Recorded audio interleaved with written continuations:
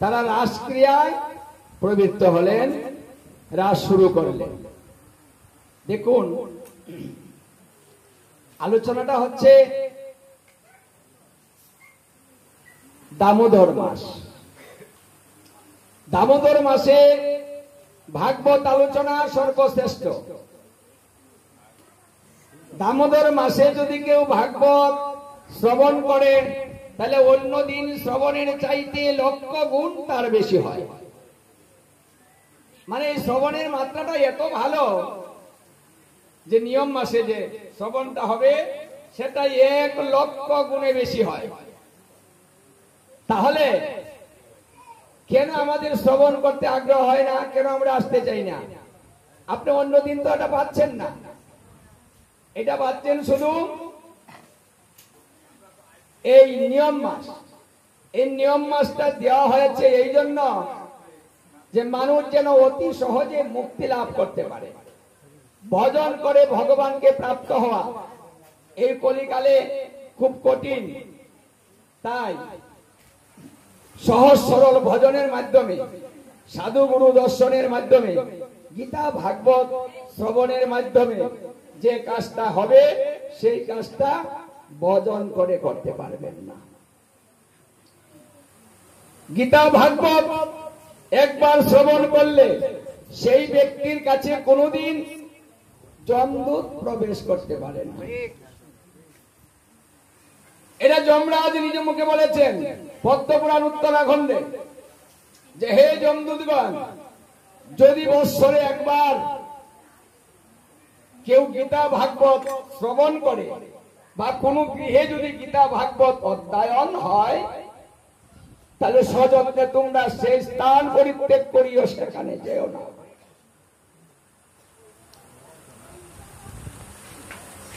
তাহলে গীতা ভাগবতের শক্তিটা কত! বৎসরে একবার শ্রবণ করলেও জমালয়ে যাবেন না। নববিধা ভক্তির মধ্যে শ্রবণ কথাটাই বলা হয়েছে। শ্রবণে যে সোজা, শ্রবণে যা প্রাপ্ত হওয়া যায় অন্য কোনো ভাবে তা পাওয়া যায় না। গীতা ভাগবত যেখানে অর্চন হয় সেখানে একটা দুটা নয়, বলছে শত শত অশ্বমেধ যজ্ঞ করলেও গীতা ভাগবতের একবারের সমান হয় না। তাহলে কথাটা কত বড়!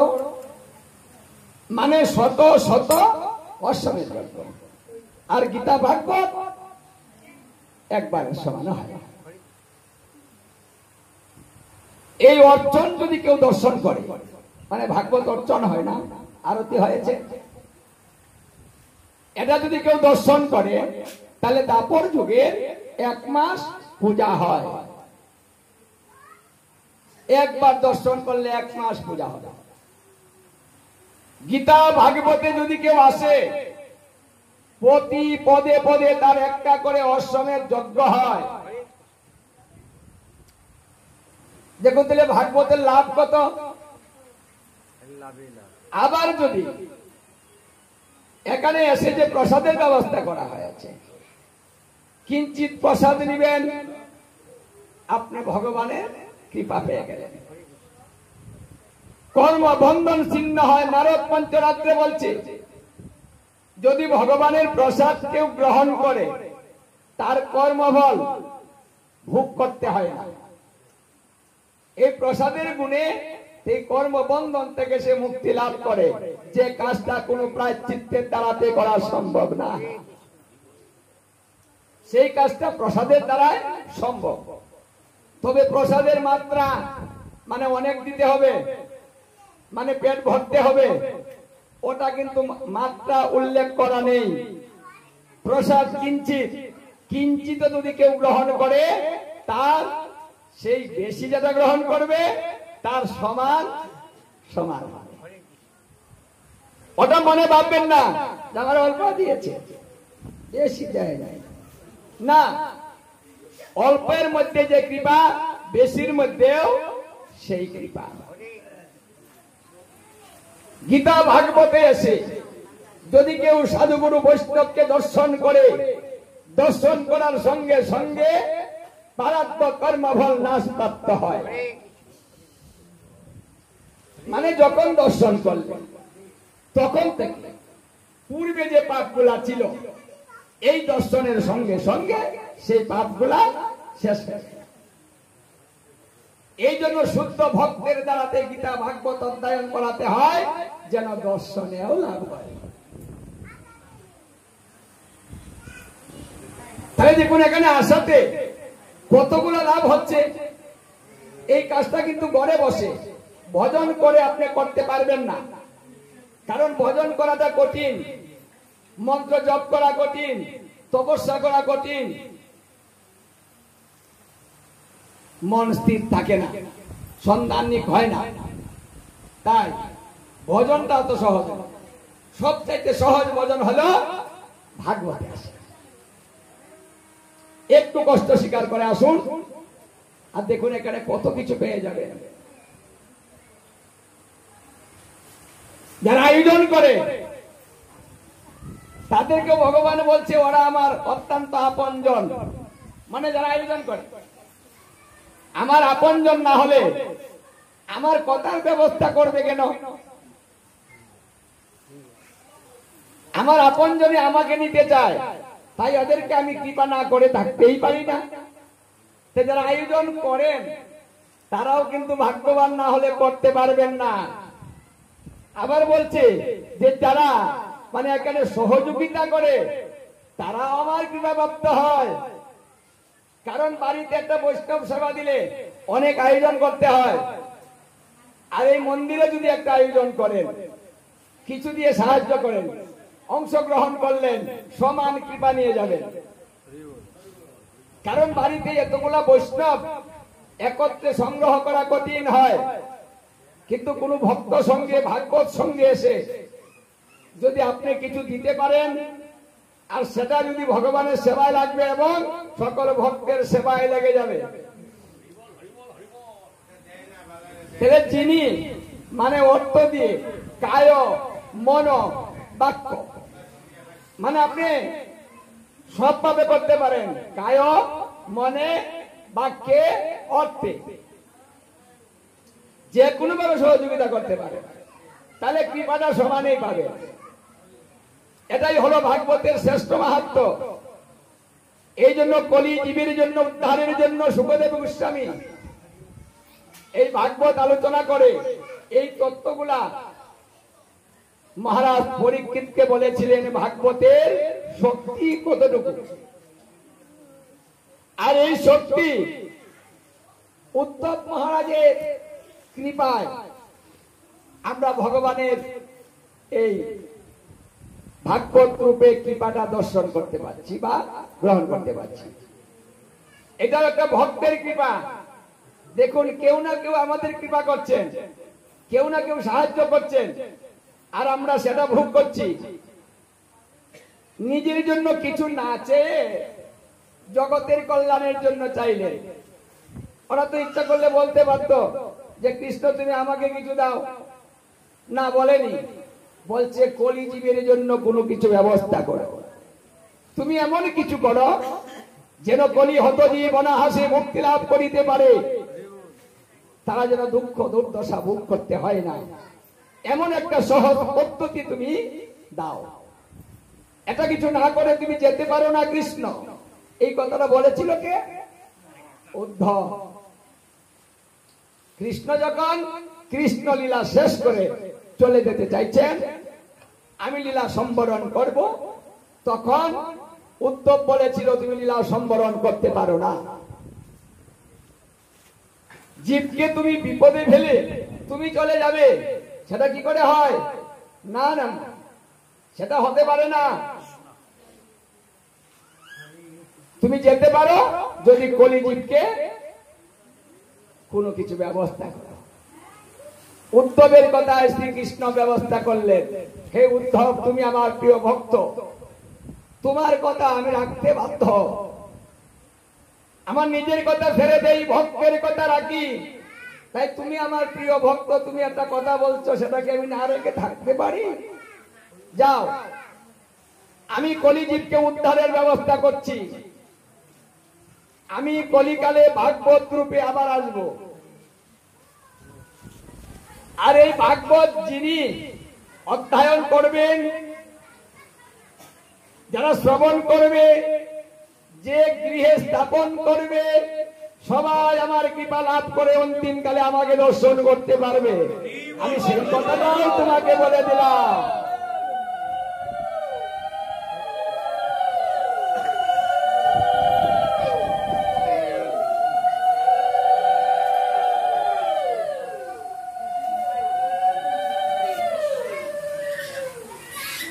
দ্বাপর যুগে শ্রীকৃষ্ণ 125 বৎসর লীলা করেছেন। 125 বৎসর লীলা করে লীলা সম্বরণ করেছেন। শেষ দিন কৃষ্ণ চলে যাবেন, 125 বৎসর পূর্ণ হয়েছে। সেই শেষ দিন এই উদ্ধবের সঙ্গে কথাগুলা হয়েছে। আর শ্রীকৃষ্ণ সেই দিনেই কথাগুলা দিয়েছেন, কলিযুগকে কি করে উদ্ধার করা যায়।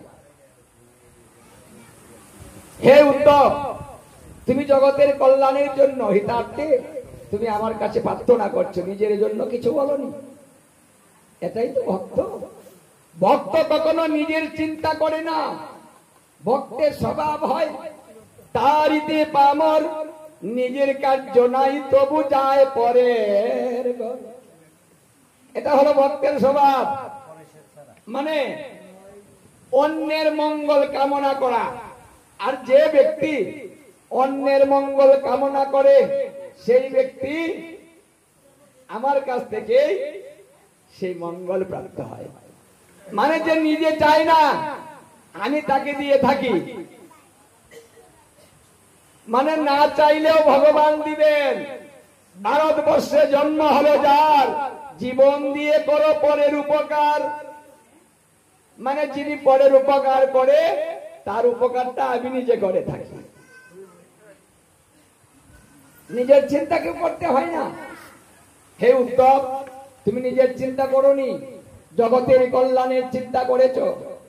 তাই আমি কথা দিলাম, এই কলিজীবকে আমি উদ্ধার করার জন্য আমি ভক্তি রূপে আবির্ভূত হব। মানে ভক্তি দিয়ে আমি কলিহত জীবকে উদ্ধার করিব। কঠিন ভজন দিয়ে না, ভক্তি দিয়ে, পাণ্ডিত্য দিয়ে নয়, অনেক শিক্ষিত বানিয়ে নয়, অনেক জ্ঞানী করে নয়। কি করে বলছে? ভক্তি দিয়ে। মানে ভক্তিটা জ্ঞানের প্রয়োজন হয় না। এমন একটা ভক্তি থাকবে যে ভক্তির মধ্যে খাত থাকবে না, আত্মনিবেদন থাকবে, পূর্ণতা থাকবে। মানে সমস্ত কিছু ভগবানের উপরে নির্ভর করে ছেড়ে দিয়ে বিশ্বাস করে সেই ভক্তিটা অন্যদিকে যায় না। যে ব্যক্তি এমন ভাবে ভক্তি করবে সেই ভক্তির দ্বারাতেই মুক্তি লাভ করবে। কোনো ভজন না করলেও সেই ব্যক্তি মুক্তি লাভ করতে পারবে। এটা হলো ভাগবত। হে উদ্ধব, ভাগবত যে গড়ে রাখবে, মানে গড়ে স্থাপন করবে, সেই গৃহে সদা সর্বদা আমি নিজেই বাস করব, সেখান থেকে আমি যেতে পারবো না। যদি ভাগবত অধ্যয়ন করতে না পারেন তাহলে ভাগবত গৃহে স্থাপন করুন।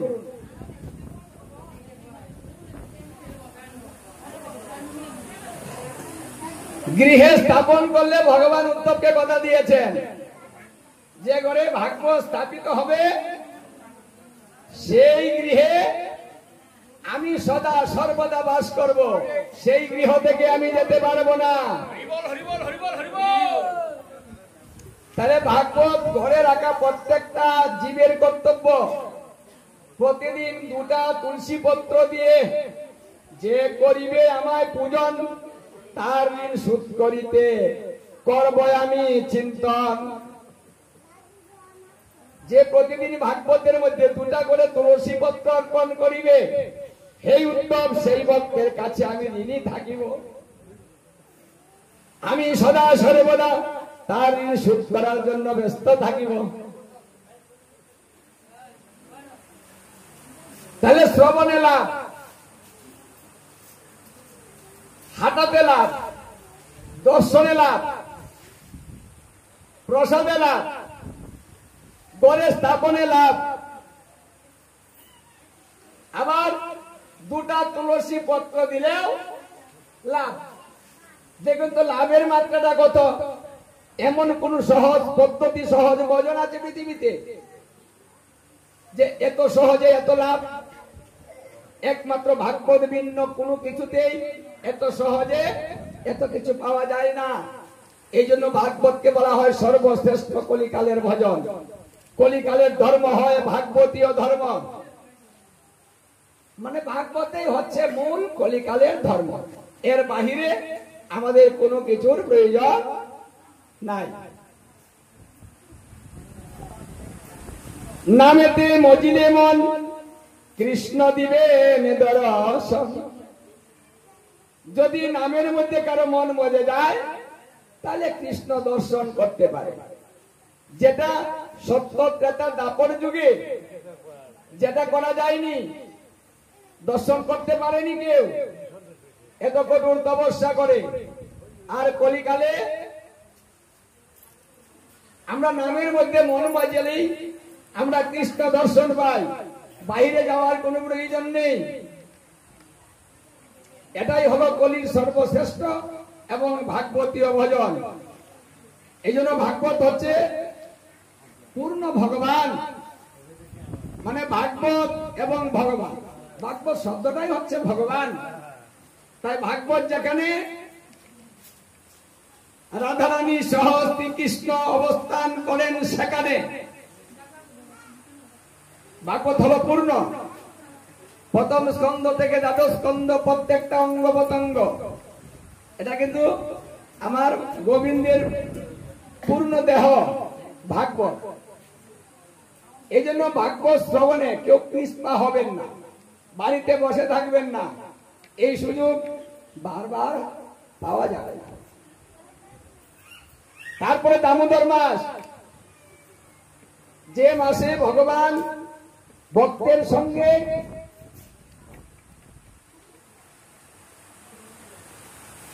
ধরা দিয়েছে, এটা সেই ধরার মাস। এক মাসে কৃষ্ণ দর্শন করতে পারবেন, এটা সেই সুযোগের মাস। মানে তিনি দর্শন দিয়ে, ধরা দিয়ে তিনি প্রমাণ করেছেন আমাকে যদি কেউ ভালোবাসে তাহলে এক মাসের মধ্যেই সে আমাকে প্রাপ্ত হবে, আমাকে দর্শন করতে পারে, আমাকে নিজের করে নিতে পারে। তাহলে কি করতে হবে? কিছু বিধান মেনে চলতে হবে, কঠিন নয়। এই মাস আমিষ বর্জন করতে হবে, মানে এক মাসে আপনি সমস্ত পাপ থেকে মুক্তি লাভ করবেন, কৃষ্ণ দর্শন করতে পারবেন। এক মাসে পূর্ণ ভজন হবে, মানে সারা বৎসরের ভজন এক মাসে হয়ে যাবে কিছু বিধি বিধান মেনে চললে।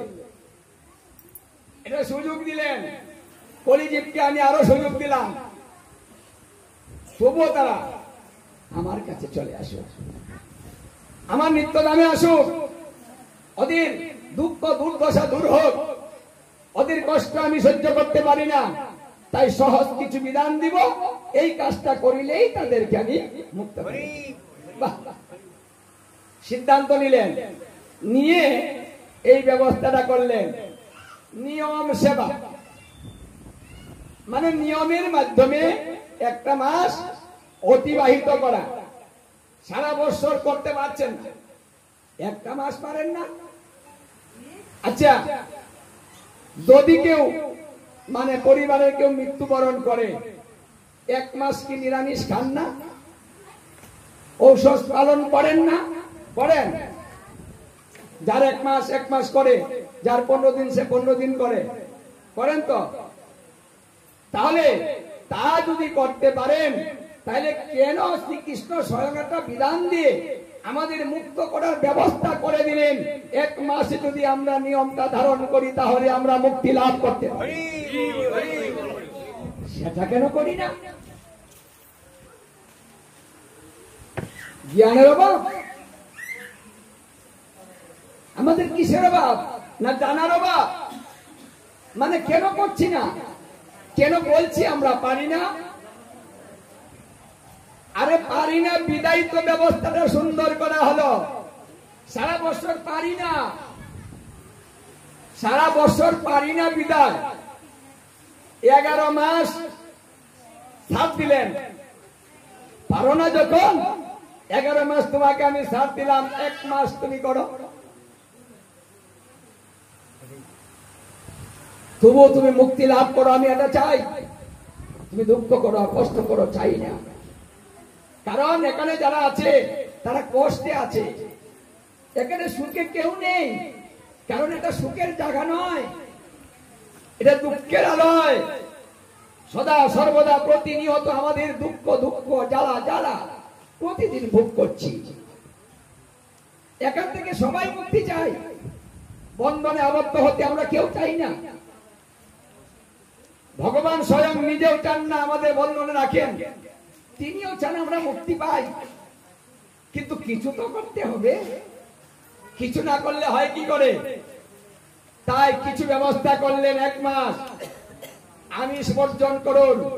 হরিভক্তি বিলাসে বলেছে, নিয়ম সেবা আগত দেখে যে ব্যক্তি আমিষ বর্জন করে না সেই ব্যক্তিকে বলা হয় নরাধম। মানে মানুষের মধ্যে সে হলো অধম, যে সুন্দর সুযোগটা গ্রহণ করতে পারছে না।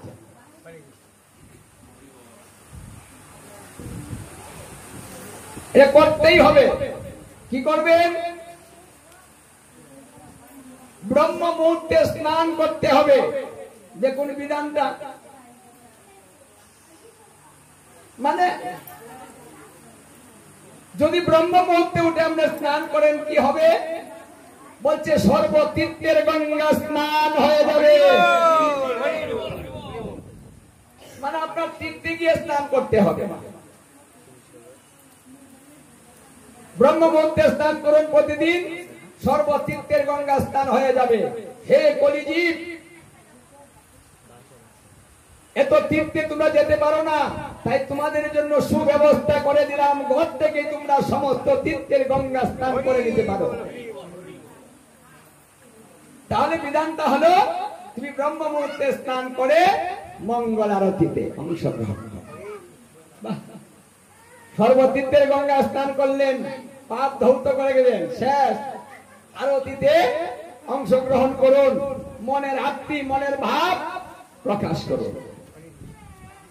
মনের আত্মি প্রকাশের নাম হচ্ছে আরতি।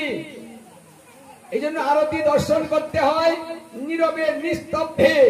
মনের ভাবটা প্রকাশ করার জন্য নীরবতা পালন করতে হয়। মনের ভাব প্রকাশ করুন। মঙ্গল আরতি করিলে কি হয়? সম অমঙ্গল নাশ হয়ে তার মঙ্গলানয়ন হয়। নামটাই হচ্ছে মঙ্গল আরতি। পরিবারের সবাই দর্শন করুন, ভোরবেলা একটু কীর্তন করুন। কারণ আমার মহাপ্রভু ভোরের কীর্তনের কথা বলেছেন। কেন বলছে? প্রভাতে লইলে নাম সিদ্ধ হবে মনস্কাম, আরো হবে শরীরের কুশল। তোমার শরীরটা ভালো থাকবে, মনের ইচ্ছাটা পূর্ণ হবে, মানে আশা আকাঙ্ক্ষা পূর্ণ হবে, সিদ্ধ হবে মনস্কাম। মনের যে চাওয়া পাওয়া আছে না, সমস্ত কিছু সকালে হরিনাম করিলেই মনের ইচ্ছা পূর্ণ হয়ে যায়। প্রভাতে লইলে নাম সিদ্ধ হবে মনস্কাম, আরো হবে শরীরের কুশল রে। বজ গৌরাঙ্গ কহ গৌরাঙ্গ লহ গৌরাঙ্গে নাম রে।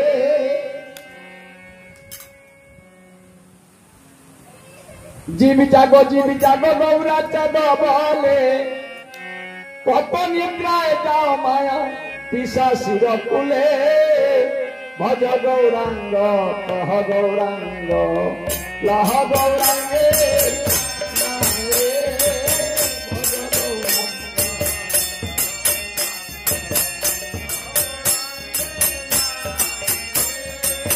গৌরাঙ্গ বলিয়া তুবাহু তুলিয়া প্রেমানন্দে কৃষ্ণ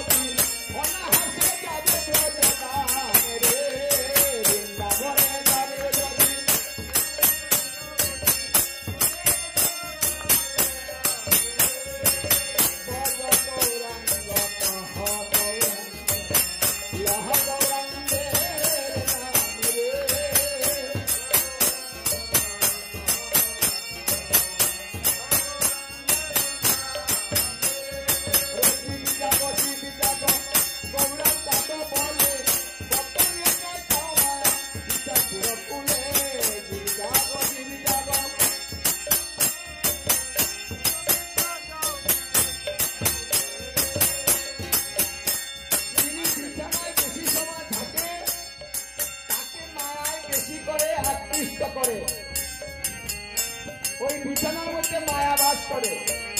এই জন্য গৌর হরি বলছে যে তুমি ওই মায়ার মূল পরিত্যাগ করো। ওখানে মায়া পিশাচী তোমাকে আটকে রেখেছে, তোমাকে ছাড়ছে না। তাই এত নিদ্রা যেও না, স্বভাবে লইলে নাম সিদ্ধ হবে মনস্কাম, আর হবে শরীরের কুশল রে।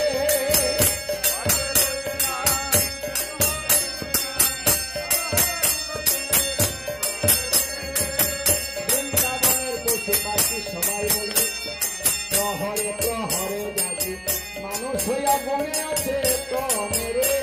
হরে বনের যত পশু পাখি প্রহরে প্রহরে জাগি, মানুষ হইয়া বনে আছে তমেরে।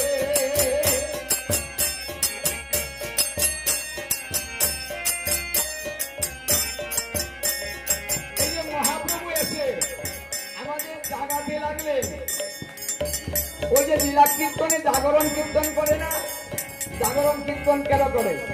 আরে ভগবানকে ঘুমাতে হয়, আবার ভগবান ডাকতে হয় না, কারণ আমাদেরকে জাগাতে হবে। এই জন্য ভগবান নিজেই জাগে উঠছেন। ওরে জগৎকে জাগাবে বলে নিজেই জাগে উঠেছে।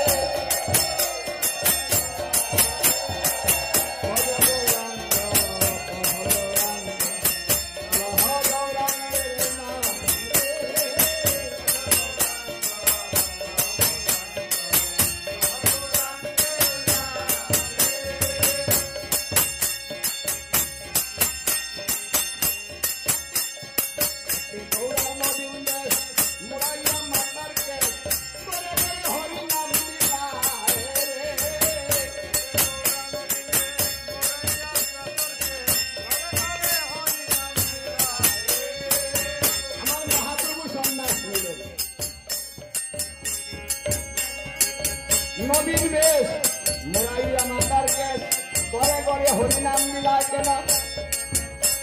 সচী মাতা বলেছিল, ও বাবা নিরাই, এই কলিহত জীবকে তোমার উদ্ধার করতে হবে। প্রতি করে করে তুমি হরিনাম দিবা, আর সেই হরিনাম দিয়ে তুমি কলি জীবকে উদ্ধার করিবা। তুমি কথা দাও বাবা। তখন নিমাই মাকে প্রণাম করে বলল, মা আমি কথা দিলাম, আমি ঘরে ঘরে হরিনাম দিয়ে এই কলিহত জীবকে আমি উদ্ধার করিব। এই জন্য মহাপ্রভু কি করলেন? নেমে গেলেন কীর্তনে। কৃষ্ণ নাম বলিয়া